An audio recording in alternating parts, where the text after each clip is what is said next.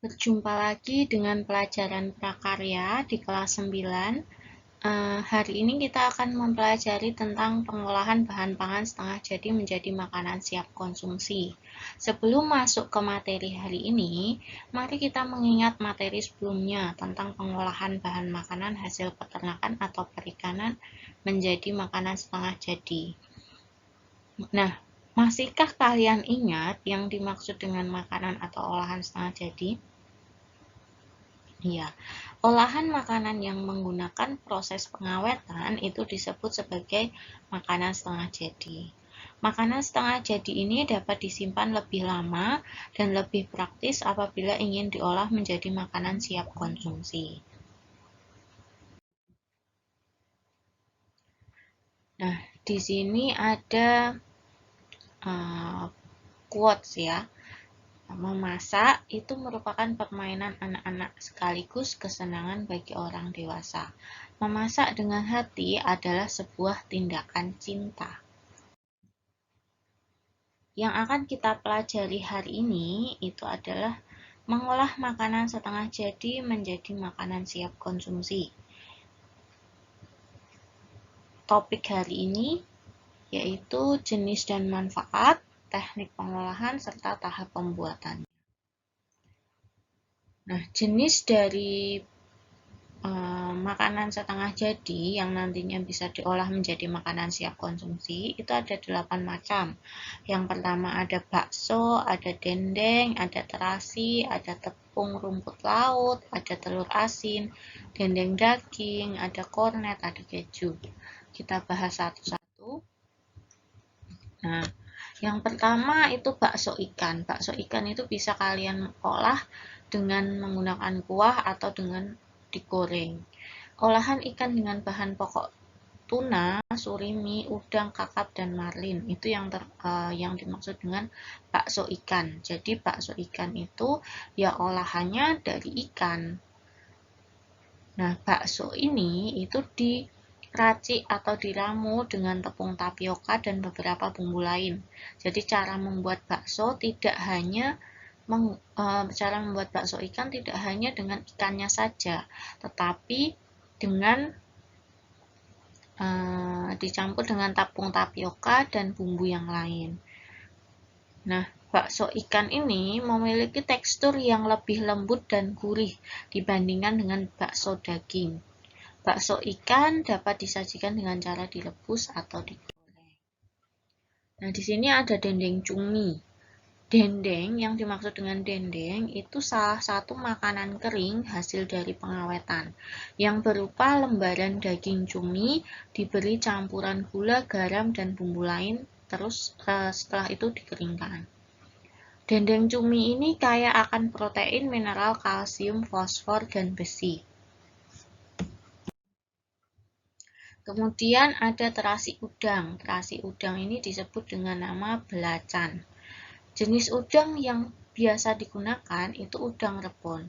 Untuk membuat terasi itu yang digunakan ada udang rebon.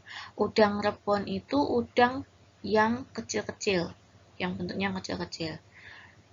Nah, terasi itu nanti bentuknya berupa adonan yang warnanya hitam kecoklatan. Bisa kalau di dalam gambar itu dia bentuknya biasanya kotak. Yang sering kita makan bentuknya kotak. Nah, tetapi ada beberapa yang ternyata dijemur sehingga bentuknya menjadi seperti yang ada di dalam gambar itu. Cara membuat terasi udang ini, udang rebon itu direbus, kemudian digiling, terus ditambahkan bumbu-bumbu, kemudian dijemur. Setelah dijemur, digiling lagi. Nah, terasi ini kalian pasti tahu, terasi itu baunya sangat menyengat. Produknya yang biasa digunakan itu bisa menjadi sambal dan kerupuk. Kemudian tepung rumput laut. Rumput laut itu umumnya warnanya hijau. Nah, ketika dia berubah menjadi tepung, dia akan berubah menjadi warnanya putih.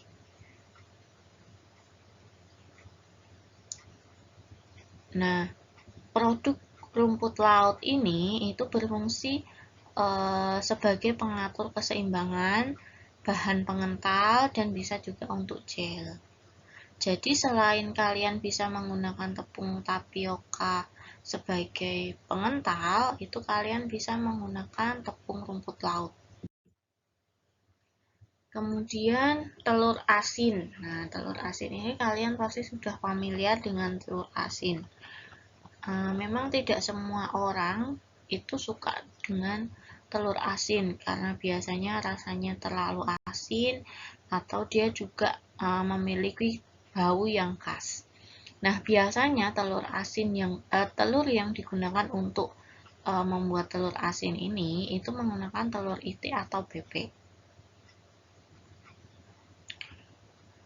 Nah, ciri khas dari telur asin ini cangkangnya karena dia telur itik atau bebek, jadi dia warnanya lebih ke hijau kebiruan. Nah, bagian kuning telurnya biasanya warnanya agak kemerahan atau cenderung ke orange gitu ya. Nah, dia teksturnya lebih kering. Nah, yang saya bilang tadi dia punya bau khas, itu dia lebih amis daripada telur-telur ayam yang lain, daripada telur ayam. Kemudian yang berikutnya ada dendeng daging. Nah, cara membuat dendeng daging ini itu yaitu dengan cara daging dipotong tipis, kemudian lemaknya diambil, setelah itu dibumbui saus, bisa asam, asin, atau manis. Setelah itu dikeringkan dengan api kecil, jadi dikeringkannya di kompor atau diasinkan juga bisa. Kemudian dijemur, mengeringkannya dengan cara dijemur juga bisa. Nah, dendeng itu apa sih? Dendeng itu makanan yang bentuknya itu pipih atau bentuknya itu lempengan yang dibuat dengan cara pengeringan.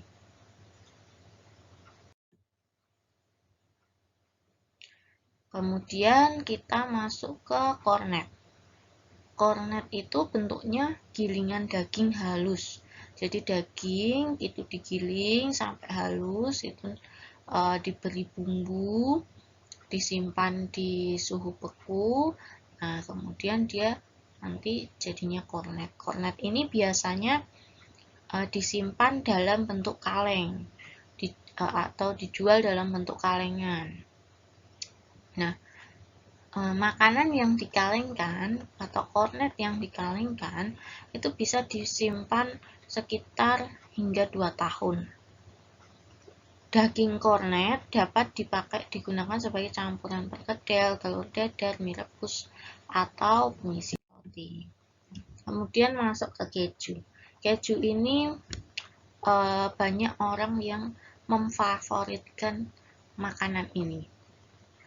Jadi kalau makanan ada kejunya tuh sudah pasti enak.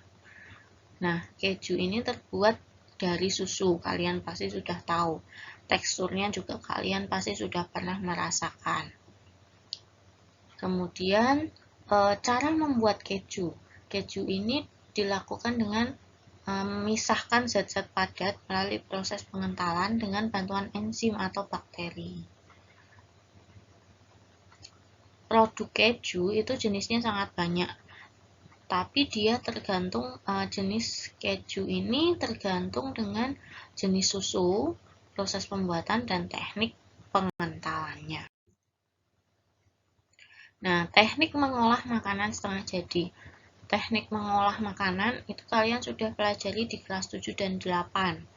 Di sini kalian akan belajar lagi tentang teknik pengolahan. Di sini ada penggilingan, ada pemanggangan, ada menggoreng. Nah, untuk yang penggilingan, itu daging yang sudah dicuci dimasukkan ke penggiling. Kemudian ditambahkan dengan bumbu-bumbu yang diinginkan. Pemanggangan biasanya berlaku untuk steak. Steak itu cara memasaknya dengan pemanggangan dengan suhu 200 derajat Celcius. Biasanya sekitar selama 10 menit kalau menggunakan mesin. Kalau menggunakan teflon atau alat bakar yang lain, kalian bisa digoreng bisa dipanggang sampai dengan warna kulitnya kuning keemasan, atau sampai dengan tingkat kematangan yang kalian inginkan. Kemudian untuk menggoreng saya tidak perlu jelaskan, kalian sudah tahu apa itu menggoreng. Menggoreng yang pastinya dengan minyak. Ada yang menggunakan minyak sedikit, ada yang menggunakan minyak banyak. Nah, kita masuk ke tahap pengolahan. Saya ambil salah satu contoh, yaitu pengolahan dendeng daging sapi. Yang harus kalian lakukan, yang pertama adalah melakukan perencanaan. Di dalam perencanaan ini itu ada identifikasi kebutuhan, ada ide gagasan, ada alat dan bahan, proses pembuatan, penyajian, serta evaluasi. Nah, di evaluasi ini waktunya kalian mencicipi makanan. Mencicipi makanan, kalian harus memberikan ke orang lain. Kalian bisa sebelum diberikan ke orang lain, kalian harus cicipi sendiri. Kemudian setelah itu kalian minta pendapat orang lain untuk mencicipi juga. Nah, bahan untuk membuat dendeng yaitu yang pasti adalah dendeng daging sapi. Tadi sudah dijelaskan cara membuat dendeng. Kemudian ada bawang putih, bawang merah, cabai hijau keriting, gula merah, dan garam. Kemudian yang tidak lupa adalah minyak goreng. Nah, alat-alatnya ada penggorengan, ada sudip atau sutil, itu kalian bisa lihat gambarnya. Sudip atau sutil itu seperti apa, berbeda dengan spatula. Sudip atau sutil itu berbeda dengan spatula. Kemudian proses pembuatannya, yang pertama kalian pastinya panaskan minyak dulu, kemudian dendeng sapinya digoreng. Setelah itu haluskan bawang merah, bawang putih, dan cabai hijau keriting. Kemudian tumis sambal hijau yang telah dihaluskan tadi. Terus tambahkan garam dan gula. Setelah itu masukkan dendeng sapi goreng ke tumisan sambal hijaunya tadi. Kemudian diaduk. Setelah itu kalian harus melakukan proses penyajian. Kalian bisa penyajiannya menggunakan piring atau mungkin alat yang mangkok atau apa, terserah kalian. Sesuaikan dengan makanan yang kalian buat. Jangan kalau misalnya kalian bikin bakso tapi wadahnya piring tuh. Kalau bakso lebih baik wadahnya menggunakan mangkok gitu ya. Nah, selain di penyajian ini, selain kalian penyajian menggunakan piring, tidak hanya langsung dituang di piring, tapi kalian harus memperhatikan keindahannya, keindahan penyajiannya. Bisa dihias atau mungkin ditata yang baik, dendeng sapinya di piring gitu ya. Nah, ini kita masuk ke evaluasi diri. Di akhir pembuatan pengolahan pangan dan dendeng daging sapi, kalian harus uji hasilnya dengan cara mencoba atau merasakan. Mintalah teman dan gurumu, atau mungkin kalau sekarang sedang pandemi, kalian bisa minta ke orang-orang terdekat yang ada di rumah untuk mencicipi juga.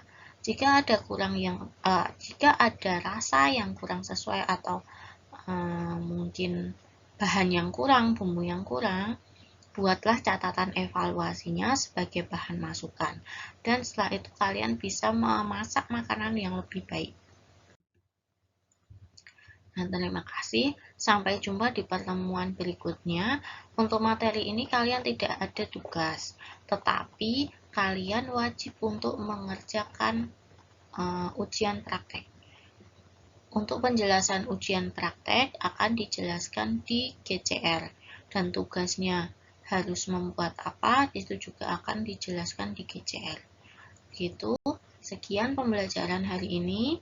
Terima kasih, sampai jumpa di pertemuan berikutnya.